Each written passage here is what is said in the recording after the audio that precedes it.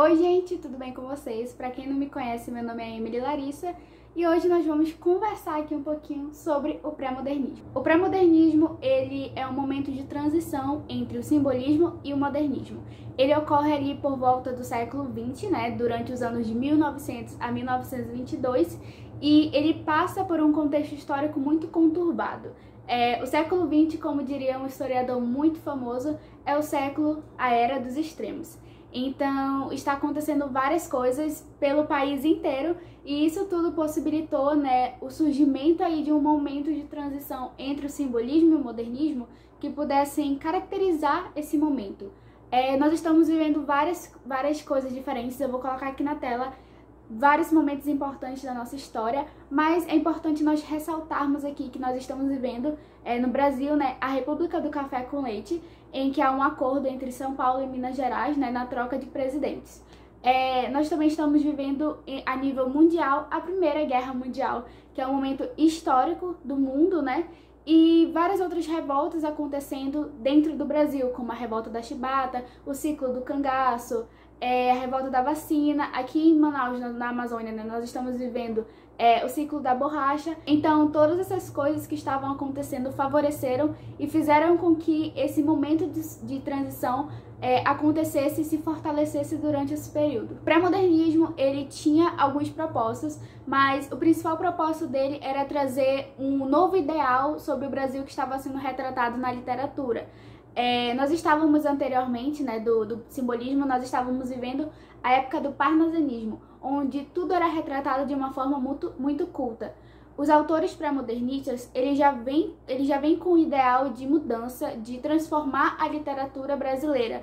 Então eles vêm com esse propósito de reinventar o Brasil, e é importante que vocês saibam que por mais que tenha gente que queira mudança, sempre tem aquelas pessoas que tá tudo certo do jeito que está. Tá tudo certo da forma que está andando as coisas. Então, pra que mudar? Nós não precisamos mudar. Sempre vai ter, principalmente durante o pré-modernismo, nós vamos ter esses dois grupos, o grupo conservador e o grupo inovador. Esses dois grupos, principalmente durante a Semana de Arte Moderna, que é o próximo assunto do nosso próximo vídeo, vai ocorrer brigas durante esse processo, e esses dois grupos vão sempre estar em discussões e debates por conta dos ideais diferentes que os dois traziam. Se eu fosse colocar nomes e dar nomes aos bois, como as pessoas dizem, eu falaria que o maior representante desse grupo conservador, desse grupo de pessoas que acham que a literatura está boa do jeito que ela está, que ela precisa ser conservada, que a língua culta precisa ser usada, nós precisamos focar no que realmente importa, que é a arte,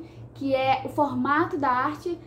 Como maior representante eu poderia colocar aí Monteiro Lobato, que nós vamos já falar dele, e como representante desse grupo inovador, nós temos aí três pessoas importantíssimas, entre elas Anita Malfatti, Oswald de Andrade e Mário de Andrade. Afinal, por que o pré-modernismo não pode ser considerado uma escola literária?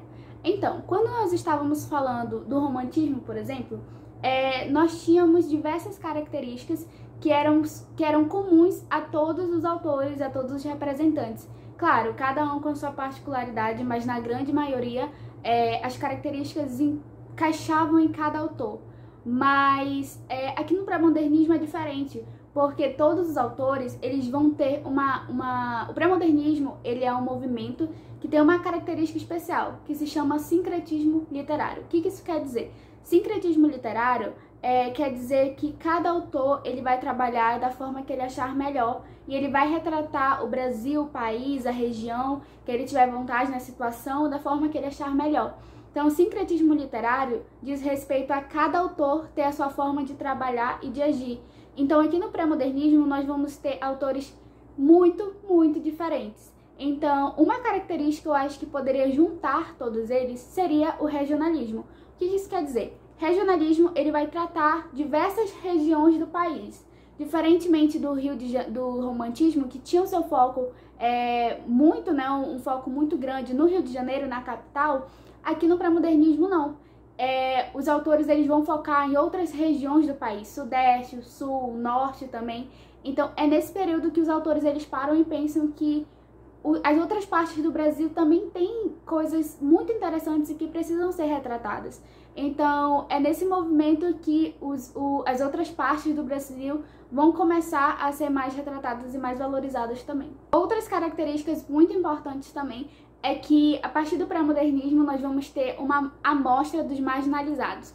Marginalizados, marginais, vândalo, não é isso. Marginalizados são aquelas pessoas que estão à margem da sociedade, à margem da maior parte da sociedade. São aquelas pessoas que não são retratadas.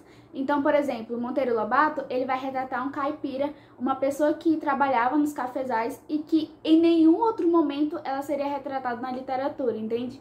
Então, é a partir do pré-modernismo que as outras classes da literatura, né, e vão ser retratadas com uma maior, um retrato mais fiel da sociedade e dos marginalizados principalmente. Nós vamos ter com isso, né, com essa amostra, a denúncia da realidade. Então nós vamos ter diversas partes do Brasil em que os autores vão focar e vão dizer, olha, isso aqui está muito errado, isso aqui precisa ser mudado. Isso acontece a partir do pré-modernismo. E outra coisa também é que a partir do pré-modernismo os autores eles vão ter essa nova forma de se expressar. Por isso a briga entre o grupo conservador e o grupo inovador. Porque o grupo inovador, o que surge com o pré-modernismo, eles vão querer mudar a sociedade e eles vão querer mudar a forma de se fazer arte, de se fazer literatura. Já o grupo conservador, inclusive Monteiro Lobato, eu vou sempre reforçar essa ideia para vocês, eles vão querer deixar do jeito que está e eles vão lutar a todo custo de transformar a literatura e de abrir espaços para uma literatura nova. No pré-modernismo e mais especificamente na prosa, nós vamos ter 6 autores, 6 pessoas muito importantes para esse movimento e que eles vão fazer e vão escrever a sua história aqui no Brasil também. Obras extremamente cobradas e extremamente conhecidas são originadas desses autores. São eles: Graça Aranha, Euclides da Cunha, Simões Lopes Neto, Monteiro Lobato, Augusto dos Anjos. Para conhecer um pouquinho de cada um deles, eu vou falar um pouquinho das características de cada um para vocês e eu vou falar a principal obra e a obra mais comentada e cotada nos vestibulares.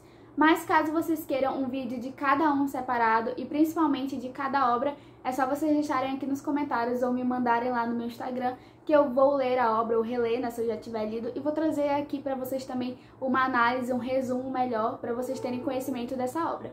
Bom, Graça Aranha, ele é conhecido por ele fazer uma análise do Brasil. A sua principal obra se chama Canaã e nessa obra ele faz uma análise do Brasil e uma análise comportamental também dos personagens.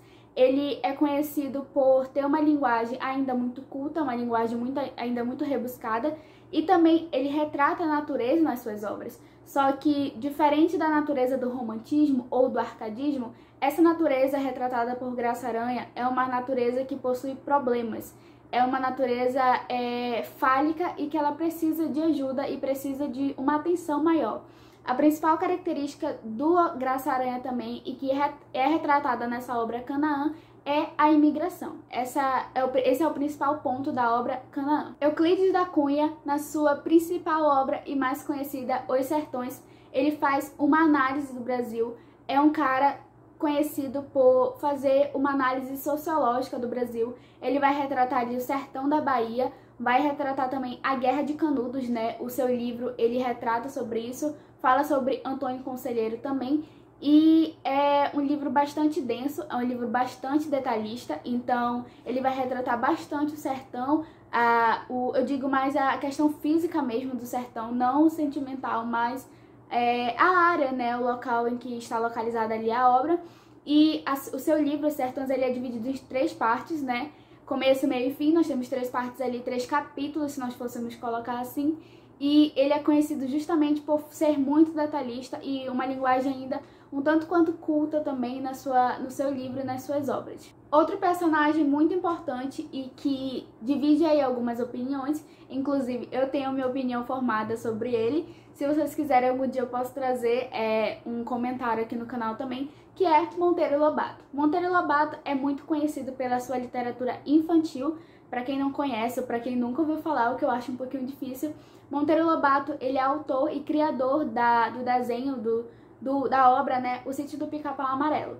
Ele também tem como principal personagem aí, que é muito comentado, o Jeca Tatu. Jeca Tatu, ele é um personagem muito importante, né, para nossa literatura, porque ele é aquele cara que eu falei para vocês, o caipira, que trabalha, é pobre, né, trabalha para os cafezais, trabalha nos cafezais, e ele é o marginalizado da sociedade. Ninguém liga muito para ele, e os donos dele, os caras que ele trabalha para esses caras, não querem saber dele, ninguém quer saber dele na sociedade. E ele também é muito conhecido na biologia porque ele tem uma doença chamada o amarelão. Eu acredito que é esse nome, eu vou deixar aqui na tela para vocês. E sempre, ou quase sempre, né, pelo menos no meu ano de vestibular, caiu uma imagem do Jeca Tatu na prova de biologia, né, nas questões de biologia, comentando sobre isso. Então, além de ser um personagem muito importante para a literatura, né, para demonstrar, né, esse momento histórico, ele também é muito importante para a biologia. Então, é um personagem que você tem que dar uma atenção maior a ele. Porém, Monteiro Lobato também, assim como ele foi muito importante, ele teve alguns momentos preocupantes na sua vivência, na sua vida. Ele é uma pessoa que vai tratar ali diretamente na Semana de Arte Moderna, semana de 22, com Anita Malfatti. Ele vai fazer duras críticas ao movimento modernista, que nós vamos estudar posteriormente. E ele vai ser um cara que ele vai pregar a todo custo que ele quer ficar na literatura antiga, no movimento conservador. Ele é muito conservador, a sua linguagem, ele tenta pregar uma linguagem muito culta e muito família tradicional brasileira, tipo isso. E Monteiro Lobato, ele vai ser muito criticado por outras obras que ele tem, inclusive um livro chamado Presidente Negro, que eu posso trazer aqui para o canal também e trazer um debate sobre ele. E é importante que vocês saibam que, assim como Anita Malfatti, Mário de Andrade e Oswald de Andrade, Monteiro Lobato, ele também vai ser uma pessoa muito importante aí, não positivamente, mas ele vai ser muito retratado na Semana de 22, na Semana de Arte Moderna e Modernismo também. Outra obra muito conhecida do Monteiro Lobato, que é importante que vocês conheçam também, é Ouro-Pês. Eu vou deixar uma foto aqui para vocês irem atrás, e se vocês tiverem curiosidade também, eu trago aqui para o canal também. Lima Barreto, autor de O Triste Fim de Policarpo Quaresma, uma obra muito conhecida por traduzir aí os subúrbios do Rio de Janeiro, né, os marginalizados novamente sendo retratados. Lima Barreto, ele vai ter um tom muito irônico na sua obra, uma característica principal da sua obra é a ironia, né, o tom de humor por meio da ironia. Ele vai retratar muito os marginalizados, como eu falei, principalmente dos subúrbios do Rio de Janeiro. Vai falar sobre o ufanismo, o patriotismo, o amor à pátria, o amor exacerbado de uma forma irônica. Inclusive, o personagem do Triste Fim de Policarpo Quaresma vai ser morto pelo país que ele defendeu a todo custo. Então, é muito importante que vocês leiam essa obra, e se vocês tiverem curiosidade, eu também posso trazer aqui, como todas as obras que eu já falei anteriormente. Todos os autores apresentados anteriormente, esse com certeza é o mais desvalorizado e mais subestimado de toda a literatura, na minha opinião, pré-modernista, né? Que é Simões Lopes Neto. Ele tem uma obra chamada Contos Gauchescos, onde ele faz uso da linguagem coloquial, que é aquela linguagem que nós usamos no dia a dia, né, em que cada região tem a sua, é a forma de falar, a forma de se portar, e ele vai representar o sul do país. Então, ele vai falar sobre lendas, contos, tradições, costumes, aquela característica que eu falei para você no início, que é o regionalismo, na obra de Simões Lopes Neto vai aparecer no sul do país. Então é muito importante, é muito legal essa obra também. Se você nunca teve contato ou se você nunca conseguiu ler, procura na internet porque é muito legal. Eu tenho certeza que vocês vão gostar também. Agora eu deixei por último o nosso autor mais singular da literatura, assim como Machado de Assis, Augusto dos Anjos. Augusto dos Anjos só possui uma obra, que é a obra Eu, né, que ele publicou ainda vivo, foi a única obra. Hoje em dia, se você for procurar, você encontra esse livro, mas é Eu e Outros Poemas, que é o livro Eu, né, de poemas do Augusto dos Anjos, mas reunidos com outros poemas que ele não publicou. Augusto dos Anjos, ele é singular, porque eu já fiz inclusive um vídeo comentando sobre essa obra Eu, do Augusto dos Anjos. Eu vou deixar aqui no card para você assistir, em parceria com a editora Splin. E esse Augusto dos Anjos é tão peculiar porque ele tem característica de várias escolas literárias. E muita gente não consegue colocar ele no pré-modernismo, mas é importante que nós saibamos que Augusto dos Anjos é como se fosse Machado de Assis. Eu comparo assim, porque ele não se enquadra e ele não precisa ser enquadrado em nenhuma escola literária, porque Augusto dos Anjos é Augusto dos Anjos e ponto. Augusto dos Anjos, eles têm traço realista, traço naturalista, traço pré-modernista também, por que não? Uma das principais características e que é muito bem retratado nessa obra de Augusto dos Anjos é a poesia cientificista, que é aquela poesia que trata muito do material e do orgânico. O que isso quer dizer? Augusto dos Anjos, na sua obra, ele vai retratar muito da morte, mas não da morte como os simbolistas retratavam, por exemplo, da morte de transcender, da passagem, daquela parte mais espiritual, mais pra onde vou, de onde vim, pra onde vou, pra onde eu tô indo. Não, Augusto dos Anjos vai retratar a morte no sentido mais orgânico. Nós temos vários poemas que retratam isso de Augusto dos Anjos, inclusive versos íntimos, e Augusto dos Anjos ele é conhecido por ele ter uma linguagem muito difícil, tanto pelos termos que ele usa, quanto pelo tom da linguagem que ele usa. É um tom muito pesado, é um tom muito denso, mas é muito importante porque ele foi muito significativo para a nossa literatura também. Bom, para finalizar, o pré-modernismo ele foi um momento de transição entre o simbolismo, a nossa última escola literária, e o modernismo. O modernismo ele vai acontecer depois da Semana de Arte Moderna, semana essa que vai acontecer 3 dias, não é uma semana, inclusive, já explicando para vocês. São 3 dias, vão acontecer durante o ano de 1922 e vai ser o principal marco do modernismo. O modernismo brasileiro ele é dividido em 3 fases e que nós vamos comentar posteriormente, mas o que eu quero que vocês entendam é que tanto a Semana de Arte Moderna, que foi o estopim, foi quando as pessoas começaram a se mobilizar e a falar que eles não aceitam mais aquela literatura ultrapassada, que em comparação a outros países nós estamos muito atrasados. Tanto a Semana de Arte Moderna como o pré-modernismo, né, já está aí dizendo no nome, pré-modernismo, ele vai ter uma significância extrema na nossa literatura e é muito importante que vocês conheçam os autores desse período também. Eu espero que vocês tenham gostado do vídeo. Se você gostou, deixa um like aqui embaixo, deixa um comentário também.